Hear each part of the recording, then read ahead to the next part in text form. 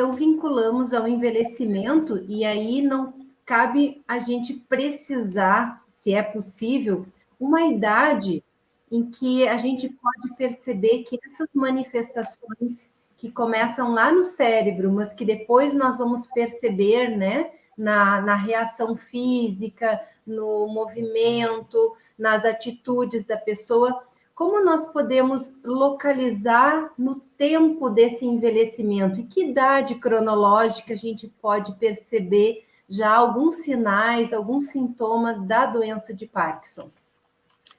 Uma ótima pergunta.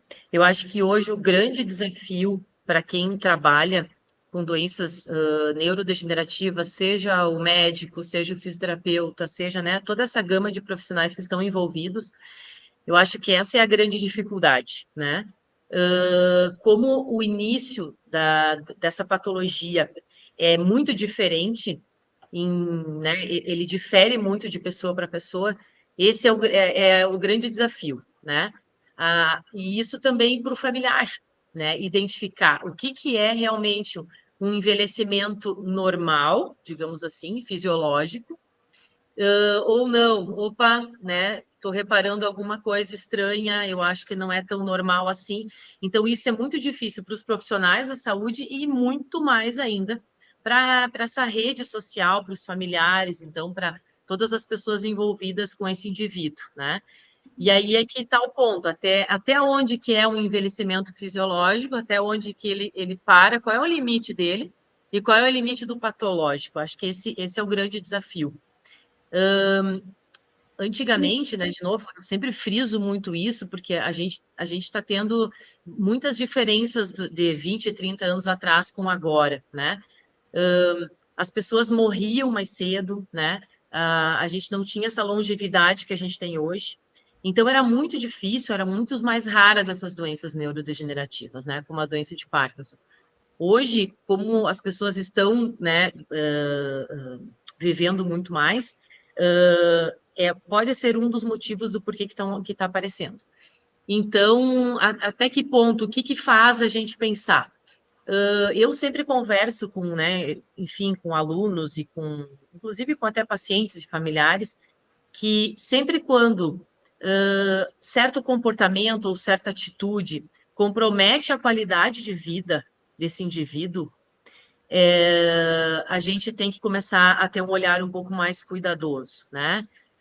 A gente sabe que, conforme a gente vai envelhecendo, essas pessoas ficam mais esquecidas, confundem, têm mais dificuldade de achar certas palavras, mas assim, tu consegue ter uma vida normal, tu não atrapalha o teu dia a dia, tuas atividades funcionais, tuas atividades de vida diária.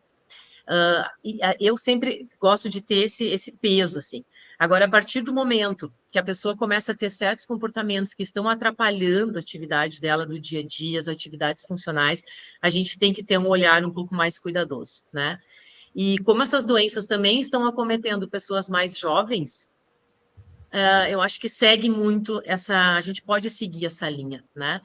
Então, geralmente, as pessoas mais acometidas pela doença de Parkinson começa entre 65 e 75 anos, é a maior incidência, né?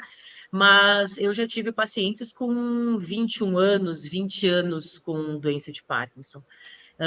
Hoje a gente está com uma gama muito grande de gente entre 40, 45, 50 anos que também estão apresentando essa patologia. E aí a gente tem que pensar um pouquinho em relação assim, o que está acontecendo, né?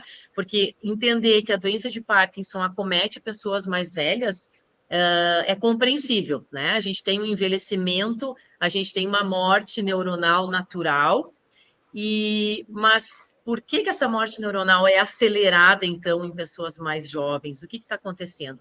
Então, assim, já entrando um pouquinho, as causas da doença de Parkinson também ainda são inespecíficas. A gente tem fatores de risco, né? A gente tem fatores que podem ajudar a desencadear o processo, mas, assim, a causa específica ainda não se sabe ao certo, né? Então, essas pessoas mais jovens, enfim, que aceleram essa morte neuronal, pode ter muitos comprometimentos, muitos pontos envolvidos.